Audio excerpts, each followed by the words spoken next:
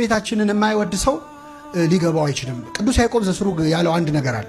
አንዳንድ ሰዎች በቃ እኛና እሷ አንድ ነን እኩል ነን አይነት ስሜት እህታችን ናት ብለው ከክርስቲያኖች አንዱ ሊያረጓት ይሞክራሉ። ድንግል ማርያም እሷ ለአምላክ ምኑ ነች? እኛ ምኖቹ? እህት ወንድም፣ አክስትና አጎት ልንሆን ማለት ነው። እግዚአብሔር ያሳያችሁ። ለእግዚአብሔር እናት ተብላ ለእኛ እህቴ ናት ማለት ድፍረቱ። ከክርስቲያኖች እንዳንዱ ሊያረጓት መጀመሪያ ጌታን የተቀበለችው እሷ ነች ይላሉ። እንዳንተ ኮንሰፕቱን አይደለም የተቀበለችው፣ ጸንሳው ነው በማዕፀኗን ያደረው የወለደችው እሷ ነች። እና ልክን ካለማወቅ የሚመጣ ድፍረት አለ። ቅዱስ ያዕቆብ ዘስሩግ ምን ይላል?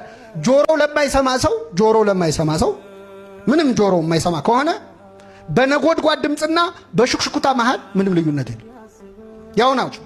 ስለዚህ ድንግል ማርያምና እኛ ያው ነች የሚል ሰው ጆሮ ላይ ነው ችግሩ። መረዳት አለብን። አይኑ ለማያይ ሰው በሻማ መብራትና በፀሐይ መሃል ምንም ልዩነት የለም። ፀሐይ በራች ሻማ በራ ያው ነው። መብራት